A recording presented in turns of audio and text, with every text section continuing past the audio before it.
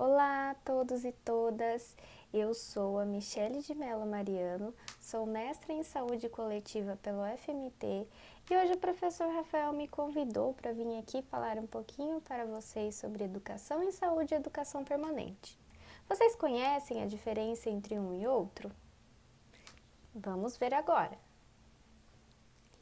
O Ministério da Saúde define a educação em saúde como um processo de construção de conhecimento em que você e a sua equipe de saúde da família vão traçar para aumentar a autonomia dos seus usuários para o cuidado em saúde. Imagina só, você transferir parte do seu conhecimento para a sua população adscrita. Como que o cuidado em saúde será mais facilitado dessa forma? Então é para isso que a educação em saúde serve.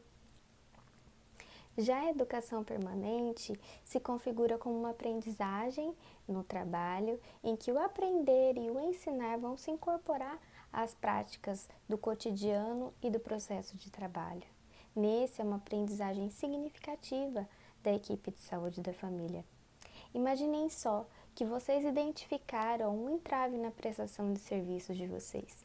Então, resta vocês sentarem, discutirem o assunto, aprenderem mais sobre o mesmo e traçar metas para enfrentar esses problemas encontrados.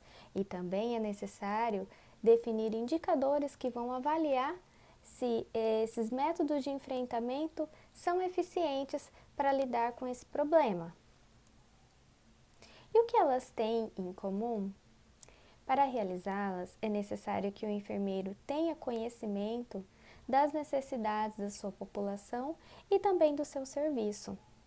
Parece fácil para um profissional de saúde discorrer de assuntos ligados à sua área e à sua prática, mas na verdade não é tão simples quanto parece.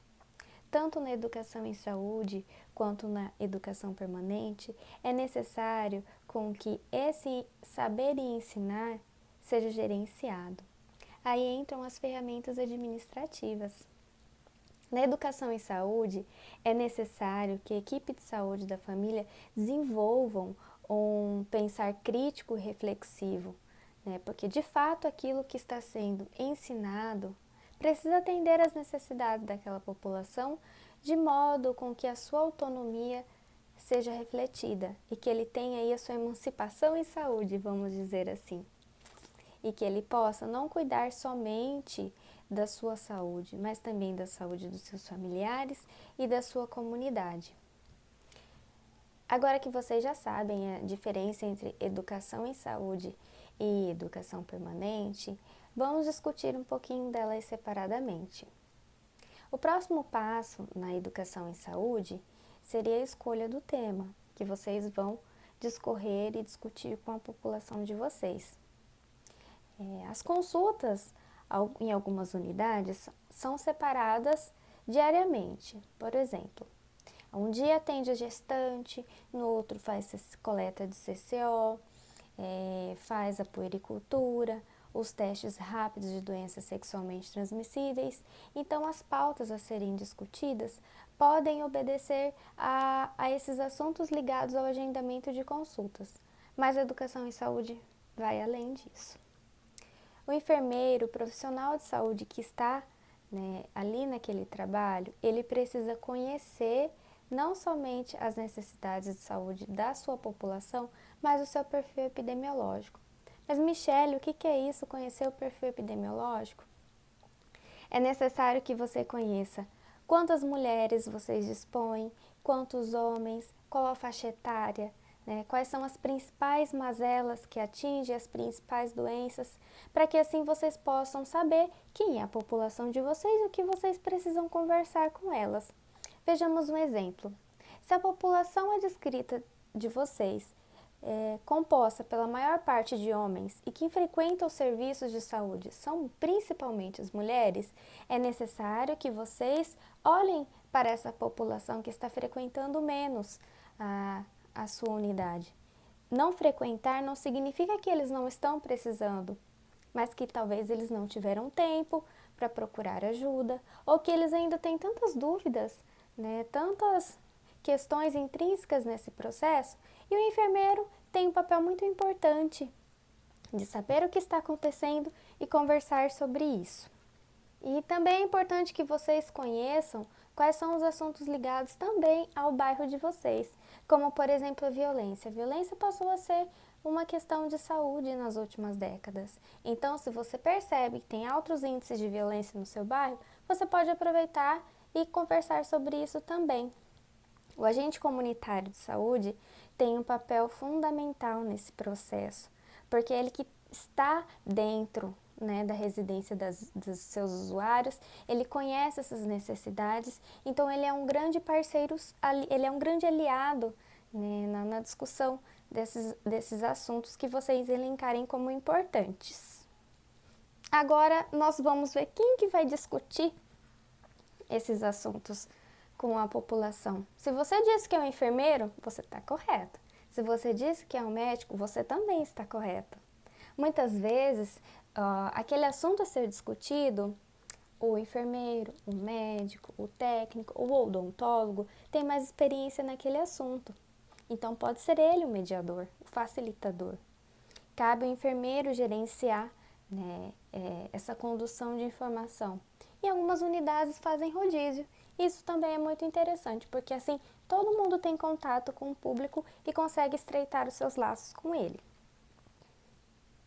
A educação em saúde ocorre diariamente e ela pode acontecer dentro do seu consultório com o paciente, né, ou seja, de maneira individual ou de maneira coletiva, como por exemplo na realização de educação em saúde nas salas de espera ou em algum projeto, oficina em que a unidade básica de saúde propor. A mensagem, a informação tem que ser passada de maneira objetiva, clara, para que não canse o ouvinte. Também a necessidade de tomar cuidado com os termos técnicos, porque muitas vezes o usuário não tem conhecimento deles. E vocês podem utilizar do recurso didático que estiver disponível naquele momento. Pode ser cartazes, pode utilizar até mesmo a televisão da unidade básica de saúde. Um exemplo prático de educação em saúde foi quando Rafael e eu fomos falar sobre violência contra a mulher num CRAS de uma região bem carente da cidade. E aí vocês podem ver que nós realizamos também uma roda de conversa para discutir com essas mulheres sobre o assunto. Outro exemplo também foi quando nós observamos que havia um grupo de caminhada no nosso local de estágio, que a maior parte deles eram hipertensos e diabéticos. Então nós aproveitamos para conversar sobre o assunto, como era uma roda de conversa também, nós levamos desenhos e aproveitamos para realizar o café da manhã e discutir sobre a alimentação diante essas patologias. Aproveitamos para discutir os mitos e as verdades acerca da hipertensão e da diabetes, para que assim eles pudessem entender melhor a condição a qual eles viviam. A educação permanente possui intensa vertente educacional com mecanismos potencializadores que geram reflexões acerca do seu processo de trabalho, da autogestão, né, das transformações das práticas em serviço, e é por meio da proposta do aprender a aprender, de trabalhar em equipe, de construir cotidianos e eles construírem-se como objeto de aprendizagem individual, coletiva e institucional.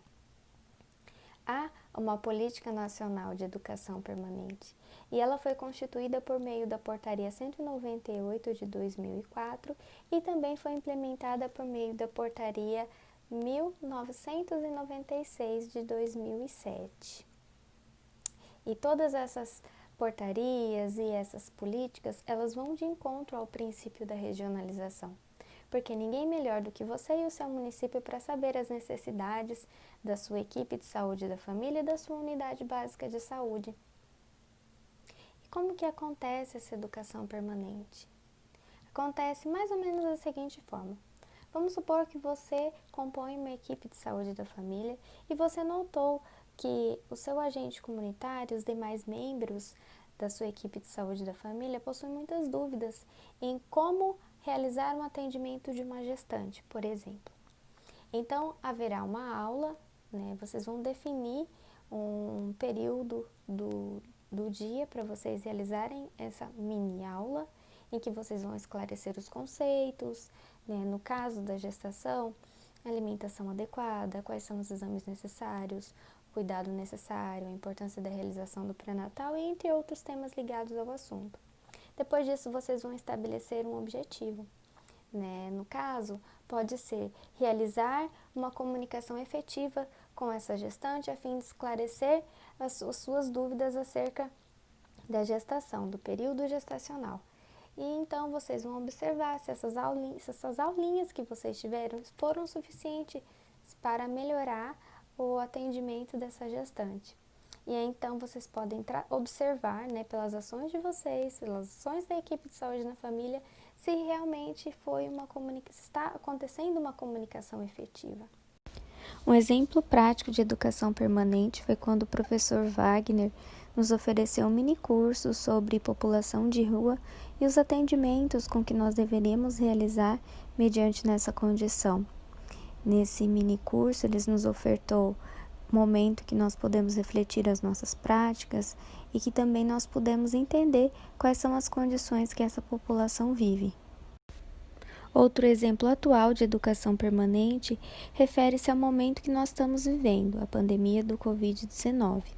Então, esse é o momento em que profissionais de saúde se reúnem para discutir o cenário atual e compreender o fenômeno que está acontecendo, os sinais, sintomas e o principal tratamento a ser realizado, além das fontes de enfrentamento, de prevenção. Então, a nossa conversinha de hoje chega ao fim. Espero que eu tenha esclarecido para vocês um pouco sobre as práticas e bons estudos para vocês. Até a próxima!